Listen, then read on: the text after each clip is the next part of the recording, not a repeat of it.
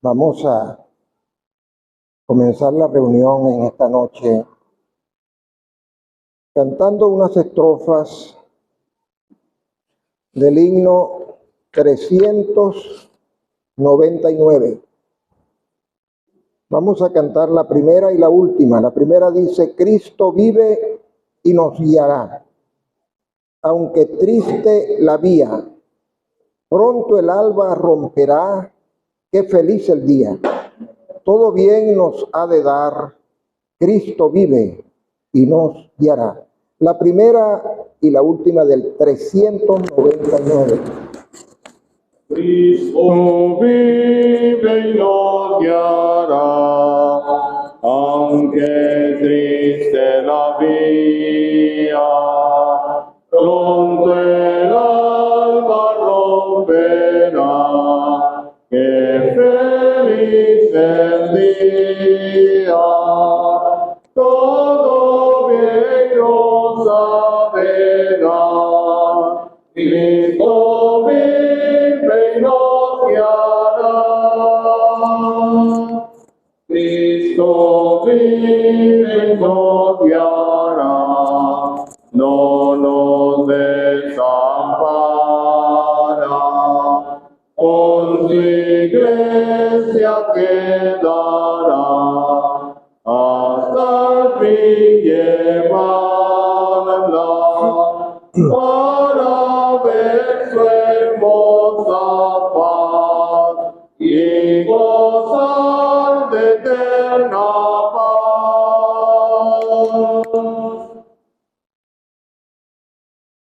Glorioso Dios, nuestro Padre, en el nombre de tu precioso Hijo, nuestro amado y glorioso Salvador, el Señor Jesucristo, entramos a tu divina presencia. Glorificamos tu nombre y te damos las gracias por habernos traído con bien, por congregarnos en este lugar a tan precioso nombre. Deseamos, Padre amado, encomendar delante de tu presencia la reunión. Nuestros corazones necesitan oír tu voz, ser edificados. Te pedimos que nos hables. Tú conoces nuestra particular necesidad. Que salgamos esta noche gozosos de haber oído hablar a nuestro Dios. Encomendamos delante de ti la reunión, pidiéndote a favor de los que vienen luchando con el camino, que les traigas con todo bien, y te damos de antemano nuestras gracias por asistirnos en el nombre del Señor Jesucristo. Amén. Amén. Bueno, agradecido primeramente al Señor por congregarnos una vez más a su nombre, y queremos darle las gracias y nuestro muy especial saludo al hermano Mario, quien vino luchando con la vía desde Puerto Cumarejo, haciendo su esfuerzo para ayudarnos en estos cultos que estamos teniendo. Hermanos, siéntase en su casa. La asamblea del punto fijo se goza pues con tenerlo entre nosotros. Vamos, hermanos, a leer unas porciones. Primeramente vamos a abrir nuestras Biblias en el Evangelio según Mateo, en el capítulo 24, Mateo 24, y leamos a partir del versículo 37. Mateo 24 y 37 dice: Mas como en los días de Noé, así será la venida del Hijo del Hombre. Porque como en los días antes del diluvio estaban comiendo y bebiendo, casándose y dando en casamiento hasta el día en que Noé entró en el arca, y no entendieron hasta que vino el diluvio y se los llevó a todos. Así será también la venida del Hijo del Hombre. Como hemos hecho la referencia a los días de Noé, vamos entonces a Génesis, y vamos a ver cómo eran estos días, los días de Noé. Vamos a Génesis capítulo 6. Génesis capítulo 6, tomemos la lectura en el versículo 5. Y vio Jehová que la maldad de los hombres era mucha en la tierra, y que todo designio de los pensamientos del corazón de ellos era de continuo solamente el mal. Y se arrepintió Jehová de haber hecho hombre en la tierra, y le dolió en su corazón. Versículo 12. Y miró Dios la tierra, y he aquí que estaba corrompida, porque toda carne había corrompido su camino sobre la tierra. Versículo 8. Pero Noé halló gracia ante los ojos de Jehová. Leamos ahora en el libro de los Hechos, capítulo 2 del libro de los Hechos, versículo 41. Los que recibieron su palabra fueron bautizados, y se añadieron aquel día como 3,000 personas, y perseveraban en la doctrina de los apóstoles, en la comunión unos con otros, en el partimiento del pan y en las oraciones. Versículo 46. Y perseverando unánimes cada día en el templo, y partiendo el pan en las casas, comían juntos con alegría y sencillez de corazón, alabando a Dios y teniendo favor con todo el pueblo.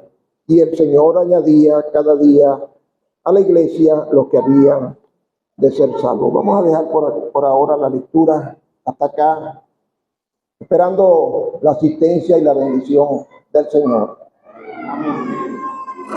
En días pasados, dos amados hermanos tocaron el tema de la venida del Señor. Este es un tema que debe ser recurrente, debe ser tocado permanentemente entre nosotros, porque es el magno evento que todos esperamos.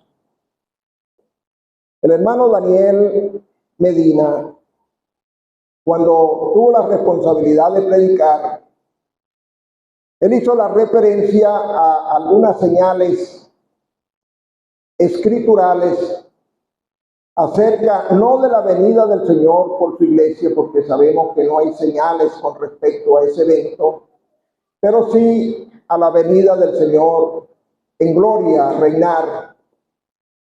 Y utilizando lo que había acontecido allí en Turquía, en Siria, con este cataclismo tan terrible, con tantas víctimas, él hacía referencia a lo que la Escritura habla acerca de estos eventos.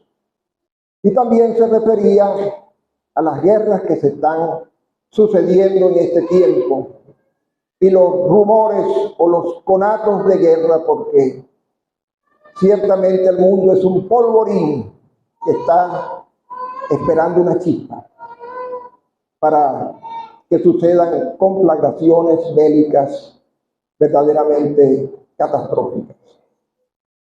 Y luego nuestro hermano Larry tocó un evento que se está comentando mucho en estos días acerca de estos objetos extraños.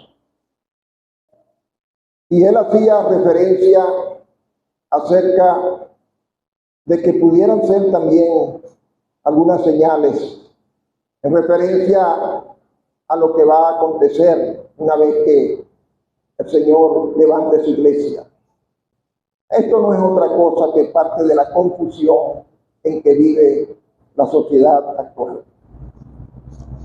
Pero hermanos, tal vez la señal más elocuente, la más precisa y con muy buena documentación escritural que encontramos acerca de la venida del Señor en gloria es la degradación moral de la sociedad. Hemos leído cómo el Señor habló que sería como en los días de Noé, como el tiempo antidiluviano. Esta sociedad estaba corrompida, de tal manera que afligió el corazón de Dios hasta decir que se había arrepentido de haber hecho hombre. Terrible lo que ocurría. Pero si nos remontamos a la sociedad actual y hacemos la comparación, hermanos, lo que ocurre en el tiempo que vivimos es igualmente terrible. Una sociedad inmoral, despreciativa de Dios y de su gracia, en total desobediencia a su mandato soberano.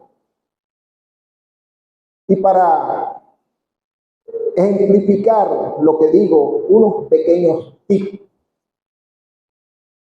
para que comprendamos hasta dónde ha llegado el tiempo actual. El mundo supuestamente está cada día avanzando hacia mayor civilización, y voy a poner comillas, un mundo civilizado, donde hay una pugna total por los derechos, y cada quien pelea por su propio derecho, pero el único derecho que no se menciona en el mundo es el derecho de Dios. Es el único que no tiene derecho en el mundo. Hay un país europeo que está estudiando, y creo que hay varios países en este mismo sentido, leyes punitivas en la defensa de la especie animal. A tal extremo que si usted tiene un animal como mascota en su casa y lo deja solo y se comprueba que quedó solo, usted puede ser penalizado con cárcel por ese hecho. Hay especies de aves en vías de extinción que están bajo protección legal. Y si alguien es sorprendido rompiendo huevos de esas aves, se enfrenta a un problema de índole legal y penal. Pero se está estudiando una ley que aún no se ha aprobado porque tiene aún sus luchas, de que si usted en su casa es invadido por una rata y usted mata a la rata y es sorprendido matándola, usted, si no comprueba que había un riesgo de salud pública y que tuvo que matar la rata, si no lo comprueba, se enfrenta a una pena de un año a 2 años de prisión. Bueno, esto pudiera parecer algo curioso, pero se acaba en contrapartida de aprobar una ley donde una joven, y debiera decir más bien una niña de 16 años, tiene el derecho, sin consultar con ningún tribunal y ni siquiera con sus padres, de practicarse un aborto si así lo desea. Y hay clínicas que se prestan para ello. Es decir, leyes para proteger los animales, pero leyes que amparan la muerte de un ser inocente, indefenso por su propia madre. Esta es la sociedad que vivimos. Un profesor de biología enseñando a los alumnos genética elemental. Él decía que si se junta un cromosoma X con otro cromosoma X, el fruto es que nace una hembra. Y si se junta un cromosoma X con un cromosoma Y, el resultado es que nace un varón. Por enseñar eso, fue amonestado y suspendido con 6 meses de suspensión sin sueldo por enseñar algo que es científicamente irrebatible, que es científicamente inquitable, porque nadie puede borrar lo que las leyes genéticas establecidas dicen, que hay un sexo preestablecido antes de nacer el individuo. Pero las leyes ahora de estos países se están estableciendo que un joven de 16 años puede decidir el sexo que él desea tener. Y hay clínicas que están realizando mutilaciones genéticas para cambiar el sexo. Y padres que lo aceptan, que lo toleran, pero hay padres que se han suicidado ante esta terrible condición de la sociedad de este tiempo, hermano. El Señor viene pronto. Nosotros somos grandemente bendecidos, primeramente por haber nacido en tiempo de gracia. Esa es una bendición. ¿Cuántos grandes hombres del pasado quisieron ver este tiempo, pero no les pertenecía a ellos nacer cuando ellos quisieran, sino bajo la voluntad de Dios? A nosotros nos correspondió, Dios nos bendijo, trayéndonos al mundo en tiempo de gracia. Pero también, y esto es un concepto personal, siento, hermano, que nos ha tocado vivir en la generación que va a presenciar el magno evento de la venida del Señor. Tal vez algunos de nosotros nos adelantemos, pero no vamos a esperar mucho tiempo por los demás. La venida del Señor está realmente cercana. ¿Qué vamos a hacer, hermano?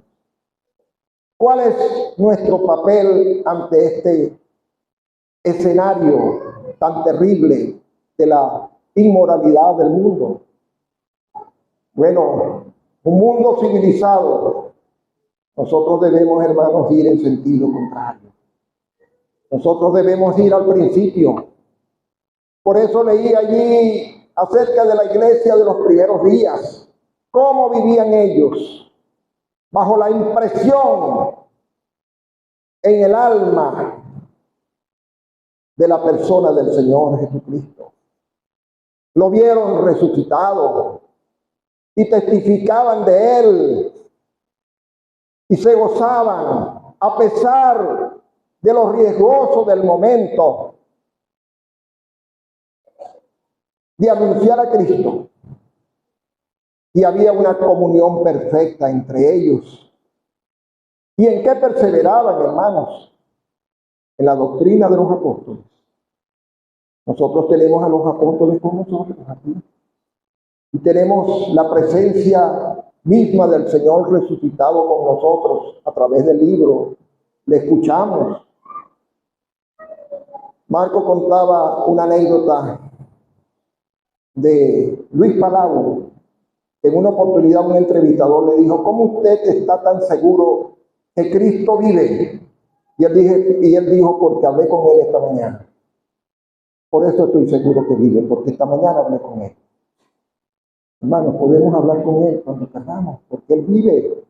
Y como hemos cantado, Él nos guiará. Debemos procurar vivir bajo la impresión de nuestras almas que vivieron aquellos de los primeros días de la iglesia. Una iglesia no contaminada. Ha habido contaminación. Cuando subimos una montaña, y conseguimos un nacimiento de agua, un manantial que sale de la roca. Esa agua es pura, cristalina, provoca beberla. Pero el agua corre, va tomando cauces y el hombre la empieza a contaminar con pesticidas, hasta con excrementos, con desechos. Si queremos beber agua pura, no vamos a beber de esa agua que corrió y se contaminó.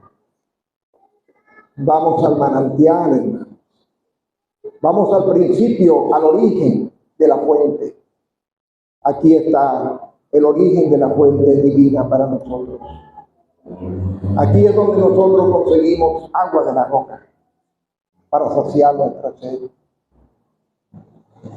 Hermanos, el Señor viene. Nos corresponde en estos días que quedan antes de su venida testificar de Cristo. Algunos hermanos que se han ido del país lo están haciendo. Gracias a Dios por ellos y le pedimos al Señor que los cuide y los utilice grandemente. Pero tristemente hay otros que se han ido y se han olvidado del Señor y se han contaminado. Y algunos han regresado al mundo de donde el Señor los sacó. Esa no es la esencia de la iglesia del primer tiempo. La Biblia dice, cuando llegó la persecución descarnada en contra de los creyentes, de los que fueron esparcidos, ¿qué hacían, hermano? ¿Qué hacían ellos?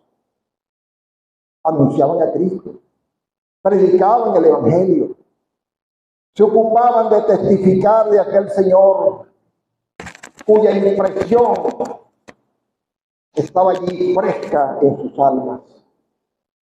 Hermanos, necesitamos refrescar la impresión del Señor en nuestras vidas. Necesitamos ir al principio, regresar a la iglesia primitiva y conducirnos como se conducían aquellos primeros creyentes que no habían aún recibido la contaminación del mundo. Y analizar en nuestras vidas cuántas cosas hemos tomado que no convienen y quitarlas.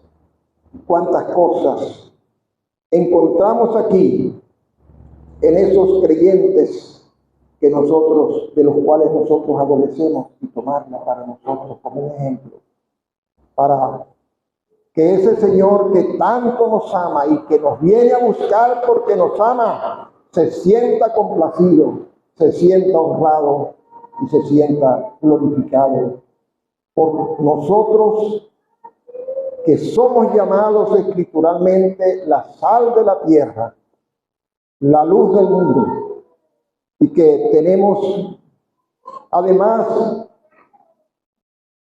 de ese título tan hermoso de embajadores de Cristo, de ese país al cual pertenecemos, ser representantes de él. No tenemos que tomar leyes y culturas de un país extraño. Nosotros tenemos nuestras propias leyes, nuestra propia conducta. Debemos conducirnos conforme al país que representamos, pero además somos sacerdotes para Dios, porque por la gracia divina así hemos sido constituidos. He querido compartir este sentir, esta inquietud y esta preocupación. Me preocupan, hermanos, los jóvenes, me preocupan los niños en este tiempo terrible. ¿Qué están recibiendo en los colegios? ¿Con quién se están relacionando? ¿Con qué se están impactando? Me preocupan las redes sociales. ¿Las estamos utilizando bien para anunciar a Cristo, para publicar versículos de la palabra del Señor que es viva y eficaz y que puede alcanzar almas sencillamente por su lectura? o le estamos utilizando para frivolidades, para cosas banales, para cosas inútiles que no convienen y que desdicen mucho de nosotros que somos hijos de Dios. Entonces, hermanos, regresemos al principio. Dejemos que el mundo civilizado siga su camino, porque va a ser juzgado como fue juzgado el pueblo antediluviano, aquella sociedad perversa. Este mundo también va a ser juzgado, pero nosotros, hermanos, tenemos un llamamiento superior y debemos conducirnos conforme a ese llamamiento. Que el Señor nos asista, hermanos, que Él nos ayude y que prospere su palabra. Amén.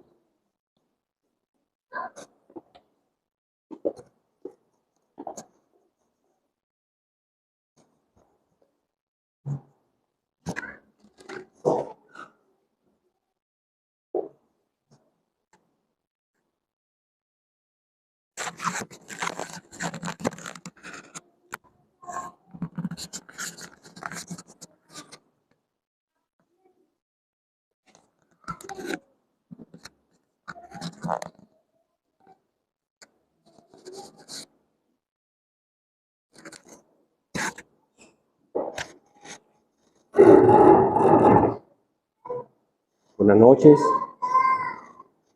Saludamos al pueblo del Señor aquí en Punto Fijo. Muy contento de estar de visita acá y aprecio mucho la comunión extendida. Saludo también les envía a mi familia y también la asamblea en Cumareo. Bueno, gracias al Señor que estamos acá y esperamos que nuestra visita acá sea de gran provecho, como, no digamos como lo fue Apolos en Corinto, que dice que fue de gran provecho a los que por la gracia habían creído, porque Apolos era un elocuente, poderoso en las Escrituras, pero esperamos que en alguna medida seamos de ayuda y de beneficio con la palabra, porque cuando se solicita la ayuda para algún lugar, para alguna asamblea, uno cree que va a ayudar y a veces el ayudado es uno. Así sucede también, hermanos. Entonces esperamos que estos pocos días que hemos de estar acá recibamos auxilio de Dios y la palabra corra y sea glorificada en nuestras vidas. Himno 411. Himno 411. Iglesia de Cristo, reanima el amor y alegre en la noche espera al Señor. Jesús el esposo, vestido de honor, viniendo se anuncia con fuerte clamor. Dice la segunda estrofa: si algunos dormitan sin sentir dolor, la fe sea en todos el despertador. Velad, compañeros, velad sin temor, que está con nosotros el Consolador, el Espíritu, el Santo. Entonces, primera y segunda del 411. Iglesia de Cristo, reanima el amor, y alegre en la noche espera al Señor. Jesús el esposo, vestido de honor, viniendo se anuncia con fuerte clamor. Levántate, iglesia, sacude el sopor, que vienen las nubes, tu esposo y Señor. Algunos dormitan sin sentir dolor, la fe sea en todos el despertador. Vela, compañeros, vela sin temor, que está está con nosotros el Consolador. Levántate, iglesia, sacude el sopor, que vienen las nubes, tu esposo y Señor.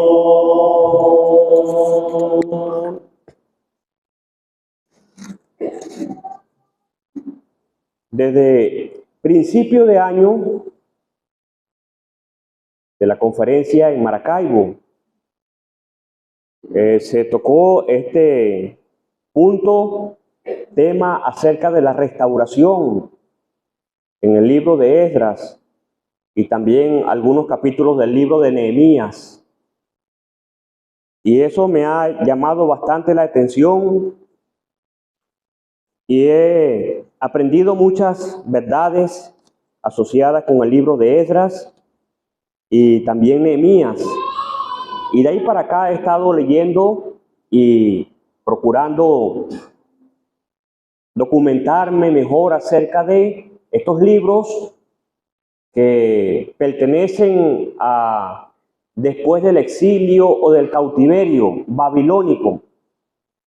Entonces tengo en mi corazón, hermanos, el deseo de compartir algo, lecciones y apreciaciones que hemos aprendido de otros y que el Señor también nos ha dado personalmente, y queremos pues presentarlas acá en esta ocasión al pueblo del Señor, particularmente en el libro de Esdras. Por el año 2009, 2010, 2011, don Samuel Rojas estuvo muy metido aquí en estos libros y hay escritos en la sana doctrina, y yo creo que él estuvo aquí una semana, ¿cierto? Sí, 2000, por allá por el 2010, estuvo por aquí una semana tratando este punto del regreso de Babilonia. Y bueno, ya han pasado ya más de 10 años y un repaso no a la profundidad ni a la intensidad como él lo presentó, pero sí un repaso breve, creo que nos haría bien y asimilar otras verdades que ya hemos olvidado. Entonces, Esdras capítulo 1, versículo 1, dice: en el primer año de Ciro, rey de Persia, para que se cumpliese la palabra de Jehová por boca de Jeremías, despertó Jehová el espíritu de Ciro, rey de Persia, el cual hizo pregonar de palabra y también por escrito por todo su reino, diciendo: así ha dicho Ciro, rey de Persia: Jehová, el Dios de los cielos, me ha dado todos los reinos de la tierra, y me ha mandado que le edifique casa en Jerusalén, que está en Judá. Quien haya entre vosotros de su pueblo, sea Dios con él, y suba a Jerusalén, que está en Judá, y edifique la casa a Jehová, Dios de Israel. Él es el Dios, la cual está en Jerusalén. Y a todo el que haya quedado en cualquier lugar donde more, ayúdenle los hombres de su lugar con plata, oro, bienes y ganado, además de ofrendas voluntarias para la casa de Dios, la cual está en Jerusalén. Entonces se levantaron los jefes de las casas paternas de Judá y de Benjamín, y los sacerdotes y levitas, todos aquellos cuyo espíritu despertó Dios para subir a edificar la casa de Jehová, la cual está en Jerusalén. Hasta allí por ahora, y esperamos que nuestro Dios haga crecer y prevalecer su palabra en nuestros corazones. Amén. Hay 6 libros, por lo menos 6, que fueron escritos después del cautiverio babilónico. Uno de ellos es Esdras. El otro es Nehemías, Esther, Ageo, Zacarías y Malaquías. Por lo menos 6, ya al final del Antiguo Testamento. Y así como el cautiverio babilónico se realizó en 3 etapas, en el 606 a.C., en el 597 a.C. y en el 586 a.C.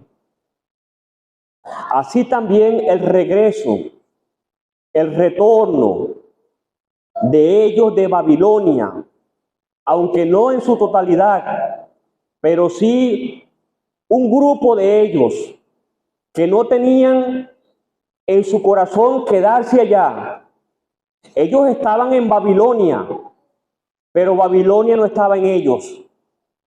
En cambio, hubieron otros judíos que estaban en Babilonia, pero también Babilonia estaba en ellos.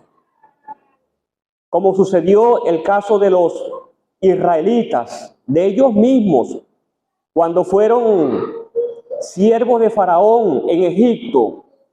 Físicamente salieron de Egipto, pero en sus corazones, dice la palabra, se volvieron a Egipto, indicando que Egipto no salió de ellos. La mujer de Lot salió de Sodoma. Sodoma no salió de ella y por eso miró atrás y quedó convertida en una estatua de sal. Hay que examinar el corazón.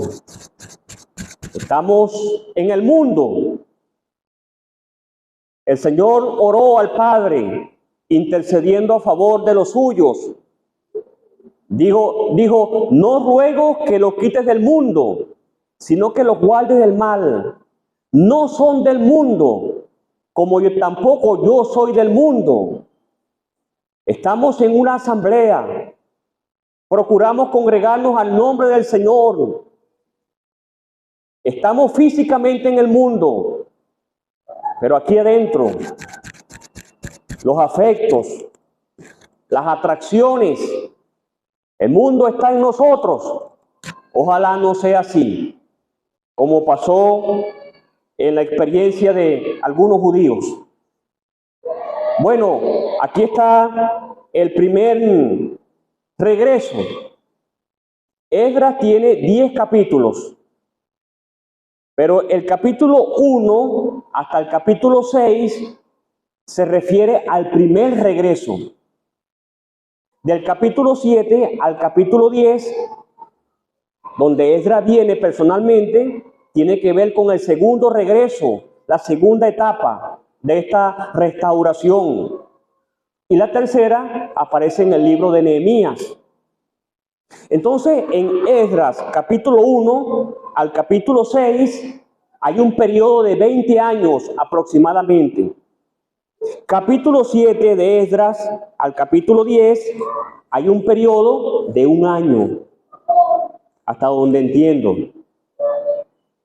Y podemos demostrarlo el por qué lo entiendo así. Entonces, eso más o menos para dividir el libro de Esdras. En la primera parte, los primeros 6 capítulos, el enfoque está en Josué, el sumo sacerdote, y Zorobabel, el gobernador. Entonces, había un representante religioso bajo la figura de Josué y un representante civil en la figura de Zorobabel. Pero en el capítulo 7 en adelante es Esdras el que está ayudando con la palabra, con el mensaje. Nehemías vino 13 años después de Esdras. Pero Nehemías también contiene en su libro 2 etapas.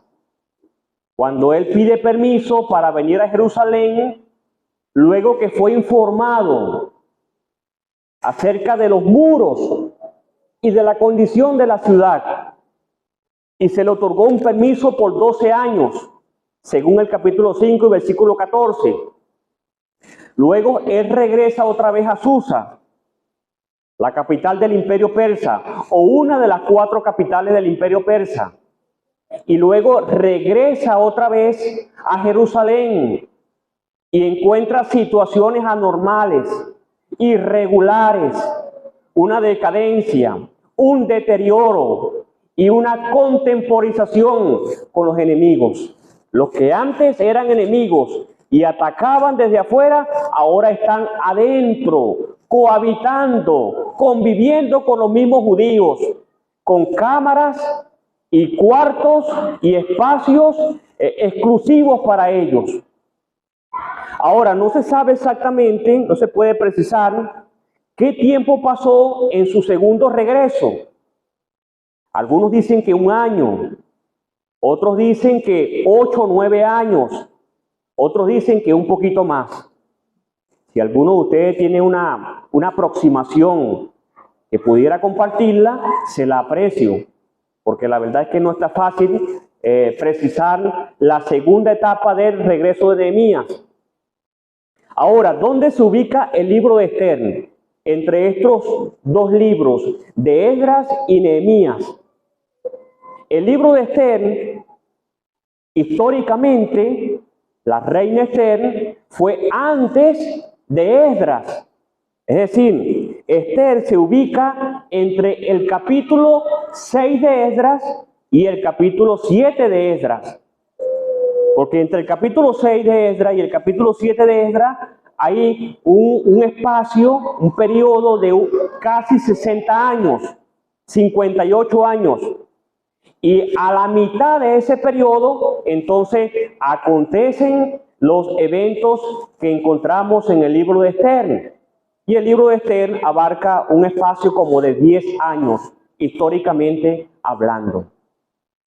Entonces, hermanos, más o menos para tener una idea de estos personajes, sus libros y todo lo que involucra, vamos entonces a procurar extraer, desprender algunas lecciones que podemos ver acá en este libro, particularmente el de Esdras. Lo primero que podemos ver aquí, hermano, es que Dios cumple su palabra y es justo en su juicio. Eso es algo que se deja evidente aquí. Evidencia clara hay aquí en la palabra de que Él cumple lo que dice. Y de que Dios mira a aquel que es pobre y humilde de espíritu y que tiembla a su palabra. Dice Isaías capítulo 66. Y que su palabra es como fuego y como martillo que quebranta la piedra. Y recordamos lo que fue la experiencia de Jeremías. Porque aquí está hablando de por boca de Jeremías.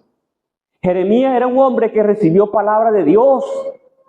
Dice él, fueron allá tus palabras y yo las comí. Y fue por gozo y alegría de mi corazón. Hermanos, nosotros debemos temblar y debemos temer a la palabra de Dios. Esa fue la experiencia de Habacuc. Habacuc dijo, oh Jehová, he oído tu palabra y temí. ¿Cuándo fue la última vez que en nuestra experiencia como creyentes, sentados en un lugar donde se anuncia la palabra de Dios, fuimos conmovidos? Temimos a Dios. Se incrementó esa reverencia a Dios y a su palabra. ¿Cuándo fue la última vez? Pública y privadamente. ¿Cuándo fue? Leímos la escritura hoy y temimos ante la palabra de Dios. La leímos y temimos. Él nos ayuda, hermanos, a recobrar el temor a la palabra de Dios, porque Dios no deja caer a tierra ninguna de sus palabras. Así lo dice el libro primero de Samuel, capítulo 3. Eso lo aprendí recientemente, porque yo creía a lo menos hasta ese momento entendía que era Samuel el que no dejó caer a tierra ninguna de las palabras de Dios.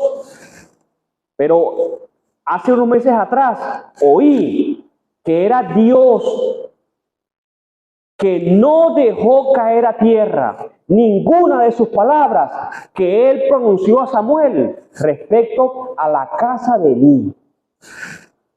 Todo se cumplió y la casa de Elí fue juzgada por el pecado que él sabía, porque sus hijos habían blasfemado o maldecido a Dios y él no los había estorbado. Él dijo: no es buena fama lo que yo oigo acerca de ustedes, pero hasta allí. No actuó disciplinariamente con ellos, no los corrigió. Y Dios hace responsable a Elí acerca de la impiedad de sus hijos. Dice la palabra que los hijos de Elí eran hombres impíos. Y esa palabra impío aparece varias veces en el Antiguo Testamento y se traduce hijos de Belial. Perversidad en su corazón había en ellos. Y Dios, cuando le habló a Samuel, pobre Samuel, el primer mensaje de arriba para Samuel fue un mensaje de juicio. Uno pudiera pensar, era un joven que estaba ministrando en la presencia de Dios, estaba comenzando, necesitaba palabras de ánimo, palabras de impulso, de estímulo. Pero el primer mensaje que Samuel recibió fue una palabra de juicio sobre Elí, sobre su casa. Y Dios no dejó caer a tierra ninguna de sus palabras, la cumplió. Y en efecto, la casa de Elí fue borrada del sacerdocio, porque él venía por la línea de Itamar. Y cuando Abiatar fue quitado del sacerdocio, hasta allí llegó la línea sacerdotal que procedía de Elí. Dios no dejó caer a tierra ninguna de sus palabras. Entonces, hermanos, Dios cumple lo que dice. Lo que Él dice, Él lo cumple. Dios les habló a ellos desde temprano y sin cesar. Dice el profeta Oseas: aumenté la profecía. Aumenté la profecía, indicando de que no oían la palabra, no la querían recibir. Y Dios aumentó la profecía, la medida de ella, el nivel de ella, para ver si los hacía volver otra vez a Él. No. Y les habló acerca de que Él iba a traer las tribus del norte, que los iba a traer, iban a sitiar a Jerusalén y las iba a llevar cautiva, y ellos no oyeron. Pero Dios le dijo al profeta: escuchen o dejen de escuchar, tú les has de hablar mi palabra. Y Jeremías les habló. Y la palabra de Dios para él fue de afrenta, fue de oprobio. Y él dijo: yo no voy a hablar más en su nombre, ya no me voy a acordar más de él. Pero él dice que en él había internamente un fuego ardiendo que él no podía soportar. Trató de resistirlo, pero no pudo. ¿Qué fuego era ese? ¿Qué creen ustedes? ¿Qué fuego era ese? Parece que fuera el fuego de la palabra. La palabra que él no dijo que iba a predicar, ese fuego estaba ardiendo. Porque antes de eso, Dios le dijo: voy a poner mis palabras en tu boca por fuego. Y a ellos los voy a poner por leña y los va a consumir.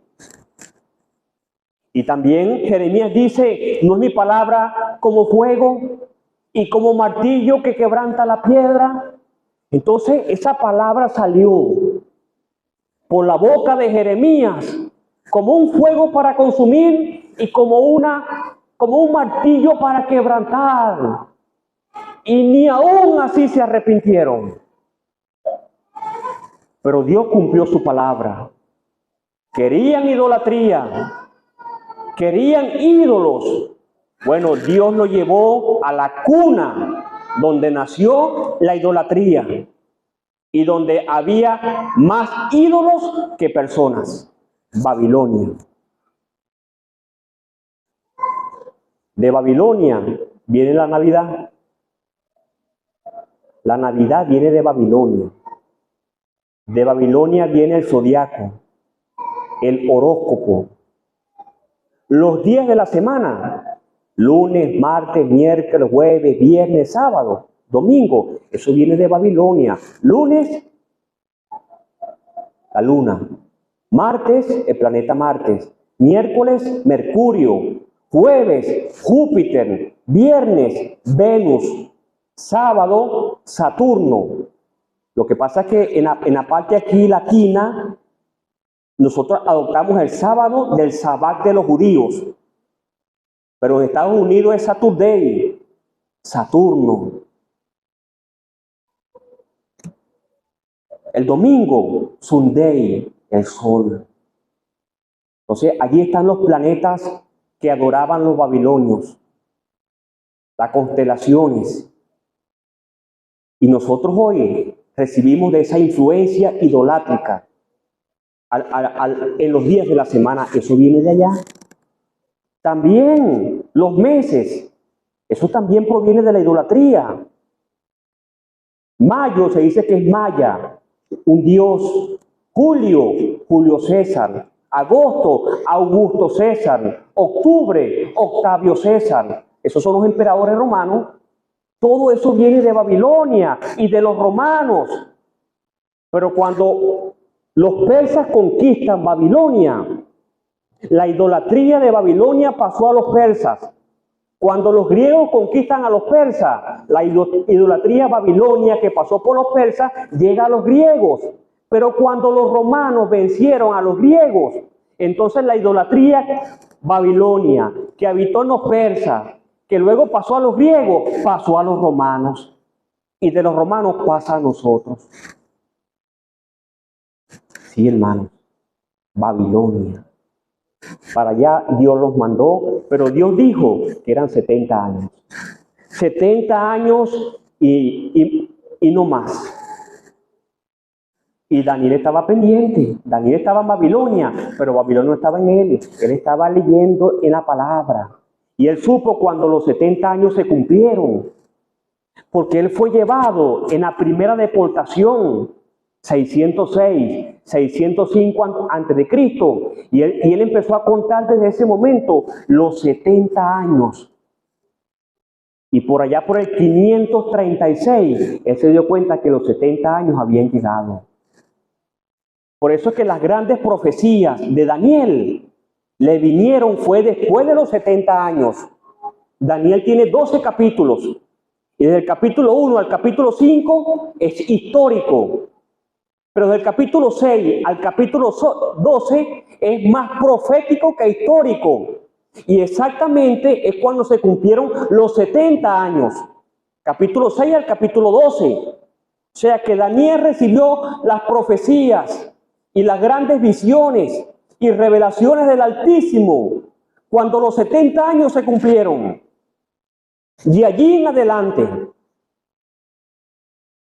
Dios cumple su palabra, pero es justo en su juicio.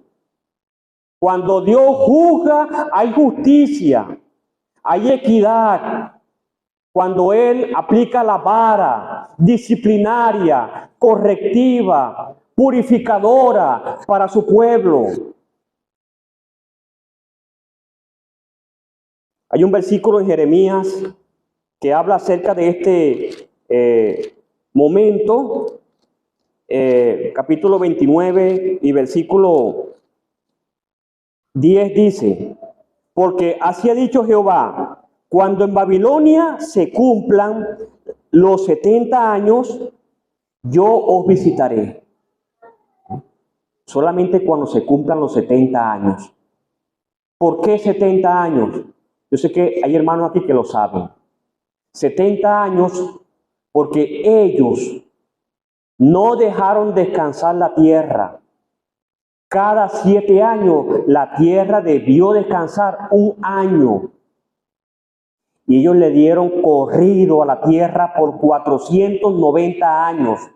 Casi 500 años la tierra no descansó. Es decir, en casi 500 años, 490 años, la tierra tuvo que haber descansado 70 años o 70 veces y no descansó. Eso está en el último capítulo de Segundo de Crónicas. Ahí está la explicación. Y entonces cuando Dios los saca de su tierra y los envía a Babilonia, allí la tierra reposó 70 años, que fueron 70 años sabáticos, donde la tierra debió descansar. Y por eso la palabra dice que la tierra gozó de su reposo, porque lo que Dios dice lo cumple. Hermano, no pensemos que podemos saltar lo que Dios dice. Dios dijo que la tierra tenía que descansar un año cada 7. Ellos pensaron que allá arriba Dios no estaba tomando nota. Ellos pensaban que podían tomarse ese año, sacarle provecho a la tierra, y allá arriba no había una contabilidad acerca de eso. Sí la hay un registro celestial, porque Dios cumple su palabra. Dios no deja caer a tierra lo que Él dice. Entonces dice aquí, cuando en Babilonia se cumplan los 70 años, yo os visitaré y despertaré sobre vosotros mi buena palabra. Mi buena palabra. ¿Cuál fue esa buena palabra? Entiendo que fue la palabra que dio Ciro. ¿Y quién es Ciro? Bueno, un gobernante pagano, gentil, pero que Isaías habló de Ciro 180 años aproximadamente antes de que él naciera. Dios habló a Ciro y lo llamó por su nombre antes que él naciera. Y dijo, Ciro es mi pastor. Es mi pastor. Eso está en Isaías capítulo 44. Vamos a leerlo. Isaías 44 y versículo 28. Bueno, vamos a leer desde el versículo 26. Yo, el que despierta la palabra de su siervo y cumple el consejo de sus mensajeros, que dice a Jerusalén, serás habitada, y a las ciudades de Judá reconstruidas serán, y sus ruinas reedificaré. Dice el versículo 28, que dice de Ciro, es mi pastor. ¿Quién dice de Ciro? El Dios Altísimo, el Jehová de los ejércitos. Dice de Ciro, es mi pastor y cumplirá todo lo que yo quiero. Al decir a Jerusalén, será edificada, al templo será fundado. Entonces, esa es la buena palabra que Dios iba a dar a la nación en cautiverio. Esa era la visita divina que ellos iban a recibir, permitiendo el regreso de ellos.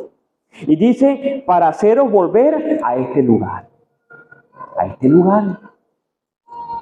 Entonces, hermanos, ahí está Ciro, pero también está Nabucodonosor. Por lo menos 3 veces en el libro de Jeremías, Dios dice de Nabucodonosor, mi siervo. Nabucodonosor, mi siervo. Dice de Ciro, es mi pastor. Indicando, hermano, que aún los gobernantes de la tierra están en la mano de Dios. ¿No lo dice así Proverbios 21:1? Como los repartimientos de las aguas, así está el corazón del rey en la mano de Dios. A donde quiere, lo inclina. A donde Él quiere, lo inclina. Aquí vemos un cuadro de ello, Ciro y Nabucodonosor. Ciro era el pastor de Dios. Ciro era el pastor de Dios para sacar a su pueblo. Y Nabucodonosor era el siervo de Dios. Nabucodonosor, mi siervo. Indicando de que lo que Nabucodonosor hizo estaba sirviendo a Dios. porque estaba en la voluntad de Dios que tratara con su pueblo de una forma disciplinaria. Pero ¿qué dice Dios acerca de Nabucodonosor después que se cumplieron los 70 años? Termino con esto.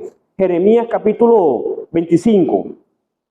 Jeremías 25 y el versículo 12. Y cuando sean cumplidos los 70 años, ¿qué iba a hacer Dios? Castigaré al rey de Babilonia y a aquella nación por su maldad. Sirvió para el propósito de Dios Babilonia. Cuando se cumplieron los 70 años, Dios castigó a Babilonia. ¿Cómo? Cuando los persas entraron en la ciudad, mataron a Belsasar y Ciro se hizo con el mando del imperio mundial. Babilonia fue castigada. Entonces, hoy en día, Babilonia no existe como imperio. Babilonia no existe como ciudad fortificada, por lo menos en esa magnitud. Pero sí existe como un sistema anticristiano, antidios. Y esperamos mañana, en la voluntad del Señor, hablar algunos aspectos acerca de esta ciudad. Entonces, que el Señor nos siga ayudando y que Él haga multiplicar su palabra en nuestros corazones. Amén. Amén. Vamos a orar y un hermano puede pedir un himno o una estrofa de un himno, como lo considere. Dios y Padre nuestro que estás en los cielos, santificado es tu nombre. Muchas gracias por tu salvación y porque no somos como aquellos que no tienen esperanza. Nuestra esperanza es viva, es bienaventurada, es buena y es por gracia. Muchas gracias porque seremos semejantes a Él, porque le veremos tal como Él es. Gracias por tu buena palabra, esa palabra que das a conocer desde tiempos antiguos, que es como fuego, como un martillo que quebranta la piedra. Esperamos ser ayudados con ella, ser rectificados, restaurados y renovados en el Espíritu Santo. La asamblea acá en Punto Fijo, todos seamos ayudados, que temblemos y temamos delante de tu palabra, porque tu ley es perfecta, que convierte el alma. Tu precepto es puro, que alumbra los ojos. Tus mandamientos son rectos, que alegran el corazón. Tu temor es limpio, que permanece para siempre. Llévanos a todos con bien.